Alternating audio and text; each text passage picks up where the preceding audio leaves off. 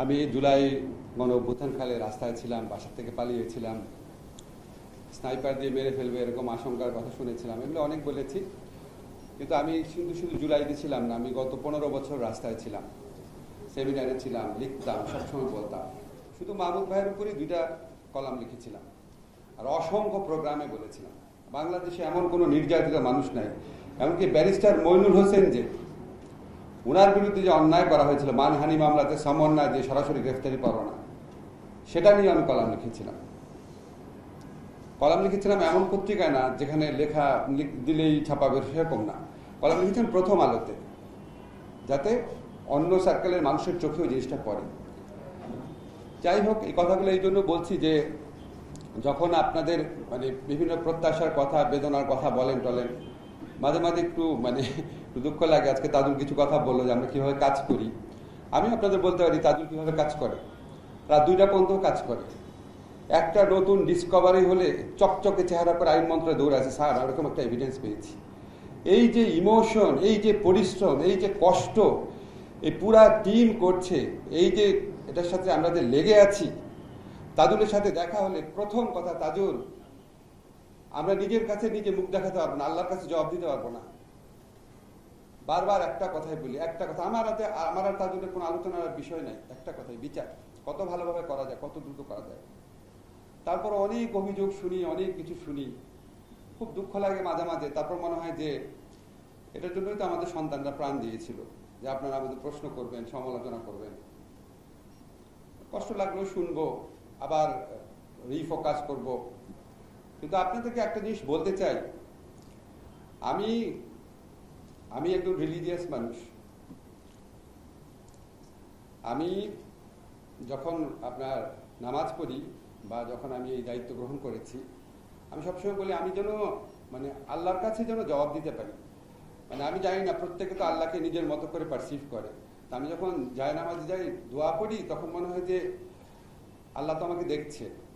আমি কি আল্লাহর কাছে জবাব দিতে পারবো আমার এই উপদেষ্টা হিসেবে দায়িত্ব গ্রহণ করার পর? আপনাদেরকে কনফিডেন্টলি বলে যাই, উপরে আল্লাহ আছে, অবশ্যই পারবো। কোনো রকম কোনো গাফলতি কোনো জায়গায় করি নাই, কোনো রকম কোনো অন্যায় কোনো জায়গায় করি নাই। জীবনে কোনোদিন এত পরিশ্রম করি নাই। আমার পিএইচডি থিসিস করার সময় এত পরিশ্রম করি নাই। আপনাদের এই কথাগুলো কেন বলছি? শুধু এটা বলার জন্য, আর যাই করেন এই বিচার নিয়ে আমাদের আন্তরিকতায় কোনো রকম ভিন্ন মাত্র সন্দেহ রেখেন না। আল্লাহর কাছে জবাব দেবো এই বিচার নিয়ে। মানুষ তো অনেক তুচ্ছ ব্যাপার, আল্লাহর কাছে জবাব দেওয়ার জন্য প্রস্তুত আছি। তাজুল যেমন বলেছে না, আল্লাহর কাছে বড় গলায় স্ট্যান্ড করতে হবে, যেখানে আমার কোনো গাফলতি নাই, আমারও নাই, আমাদের মন্ত্রণালয়েরও নাই। তাজুলকে বলা আছে, আমার মন্ত্রণালয়ে বলা আছে, আমি যদি নাও থাকি তাজুল যা চাবে দিবা, যা চাবে দিবা। তাজুল সাক্ষী আছে। নিজের মন্ত্রণালয় পারি না, অন্য মন্ত্রণালয়ে ফোন করে করে গাড়ি এনে নিয়েছি। আমার মন্ত্রণালয়ে তো গাড়ি নাই, যা করার করেছি। এগুলো শুধু বলতে চাই না। একটা বিল্ডিং যখন পুরনো আদালত রেনোভেট করা হবে, আমাদের পূর্ত মন্ত্রণালয় ইঞ্জিনিয়ার বললেন যে এটা 3 মাস লাগবে। আমি ফোন করে যে কি স্ক্রিমিং করেছি, কি রাগারাগি করেছি, সেই 3 মাসকে আমরা 1 মাসে নামিয়ে এনেছি। আমরা দুইজন, আমি আদিল ভাই, আমরা রেগুলার পরিদর্শনে যেতাম। আমি জানি না এরপর আর কি করার আছে, আর কি করার আছে আমরা জানি না। আমি জানি যে আমি যদি সন্তানের শহীদ পিতা হতাম, অবশ্যই তারপর আমার প্রশ্ন থাকতো। ওনারা যে কমপ্লেইন করেন, ওনারা যে অভিযোগ করেন, আমার কোনো দুঃখ নাই। আপনার আরো কমপ্লেইন করলেও এটা জাস্টিফায়েবল। আপনাদের মতো আমি সন্তান হারালে আমি আরো বেশি ইমোশনাল হয়ে যেতাম, আরো বেশি এগ্রেসিভলি দাবি করতাম। এটা নিয়ে আমাদেরকে একসেপ্ট করতে হবে। কিন্তু সমাজের অন্যান্য মহল থেকে আসে বলে বিচার দৃশ্যমান হচ্ছে না। আর কিভাবে দৃশ্যমান হয়? টেলিভিশনে দেখানো হচ্ছে। প্রথম দিন থেকে যখন কোর্ট রেনোভেট করা হচ্ছে, কোর্ট রেনোভেট করার জন্য যখন যাচ্ছি, সেই দিন থেকে টিভি দেখাচ্ছে আমাদের, রেগুলার তাজুল আপডেট দিচ্ছে। কি করব ভাই? এই 10 মাস যাবত লাইভ দেখাবো? আপনার কি তাজুল রাত 2টার সময় কি কাজ করে সেটা দেখবেন? সেটা কি আমরা লাইভ দেখাবো? কতবার তাজুলের সাথে মিটিং করি, কি ইমোশনালি আর্জ করি, তাজুল কি লাগবে বলে, সেগুলিকে আমি লাইভ করে করে দেখাবো? যাই হোক, আপনাদেরকে একটা জিনিস শুধু বলি, আপনাদের মনে যে বেদনা আছে, আমি একজন খুব ইমোশনাল মানুষ, আমি একজন লেখক।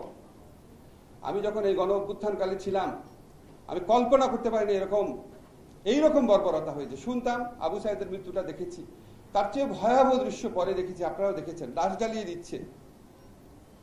একটা ছেলেকে টেনে নিয়ে যাচ্ছে তার বন্ধু, সে মরে যাচ্ছে মনে হচ্ছে, তাকে গুলি করছে। এগুলি দৃশ্য দেখলে যতবার দেখি মাথায় আগুন চেপে দেয় আর চোখ দিয়ে পানি পড়তে থাকে।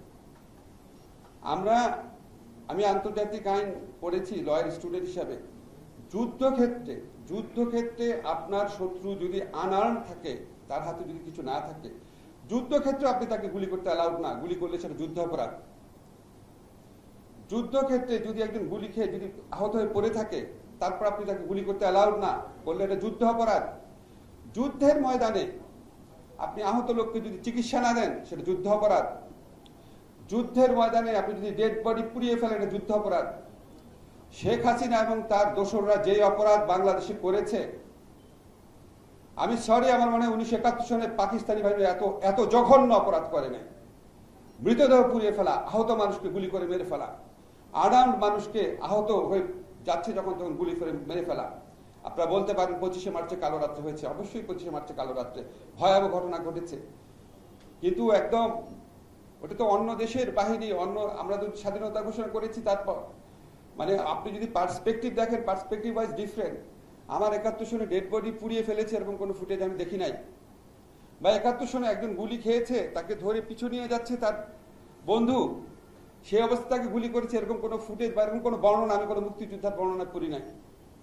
অন্যরকম নৃশংসতা থাকতে পারে, কিন্তু এরকম নৃশংসতা কল্প করি নাই।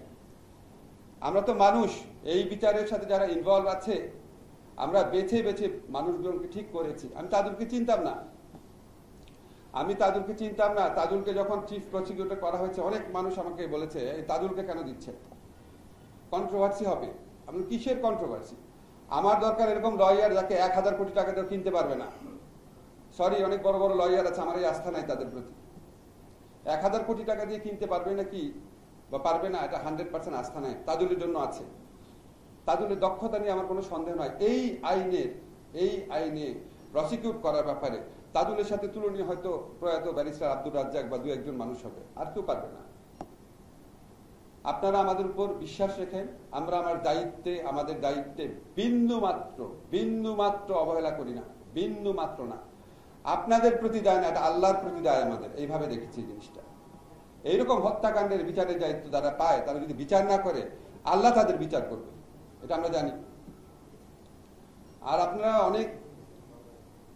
অনেক টাইম ফ্রেমের কথা বলেন, ধরেন তাজুল আজকে বলেছে ডিসেম্বরের মধ্যে, আমিও একবার ভেতরে যে অগ্রগতি জানি অ্যানালাইজ করে বলেছিলাম হয়তো অক্টোবরের মধ্যে পাবো। এগুলি যদি আমরা বলি আপনারা খুশি হন, কিন্তু এগুলি তো বলা আমাদের ঠিক না। এগুলি বললে তো আমাদের এই কথাগুলো নিয়েই তো যারা এই বিচারের প্রতিপক্ষ আছে, আপনারা জানেন না তারা কিরকম। এত বড় গণহত্যা হয়েছে, বিন্দু মাত্র অনুশোচনা নাই। একটা দল এইগুলি মানে সারা 15টা বছর শুধু মিথ্যা নির্যাতন করে চালিয়েছে। এখনো তাদের মিথ্যাচার বিন্দু মাত্র থামে নাই, এখনো নির্যাতনের ইচ্ছা বিন্দু মাত্র থামে নাই। আপনারা যখন ওই মহাখুনি শেখ হাসিনার অডিওগুলো শুনেন, দেখবেন এখনো তার নির্যাতন করার ইচ্ছা পুরা মাত্রায় আছে, প্রতিশোধ নেওয়ার। এরা কি এই বিচারের কোন রকম যদি গাফলতি থাকে, কোন রকম ফল্ট থাকে, বা যদি নাও থাকে, সেটা এক্সপ্লোর করার চেষ্টা করবে না? তা আমি যদি আপনাকে বলি এই মাসের মধ্যে ইনশাল্লাহ বিচার হবে, আমি মনে করছি, আমাকে তো ওই আদালতের বিচারক আমাকে তো ভৎসনাও করেছে, কারেক্টলি ভৎসনা করেছে। আমি কি এখন সিভিল সোসাইটির আসিফ নজরুল যে আমি বলবো এত তারিখের মধ্যে বিচার হবে, এত তারিখের মধ্যে বিচার চাই, এত তারিখের মধ্যে বিচার হচ্ছে? আমার তো অনেক দায়িত্ব রাখতে হবে, আমার এই বিচারকে সমালোচনার উঠে রাখতে হবে। আপনাদের খালি একটা জিনিস বলি, আপনারা মনে রেখেন, এই বিচার নিয়ে আপনাদের হতাশ হওয়ার কিছু নাই। এবং আমি বিশ্বাস করি আদালতের স্বাধীনতা আমাদের রক্ষা করতে হবে। বলতে পারি না যে আমি অবশ্যই হবে, বলতে পারি না, এটা আমি বিশ্বাস করি যে এই প্রক্রিয়ায় বিচার এগোচ্ছে। ইনশাআল্লাহ আমাদের সরকারের আমলে আপনারা কাঙ্ক্ষিত যেই মামলাগুলোর রায় চাচ্ছেন সেগুলি পাবেন ইনশাআল্লাহ।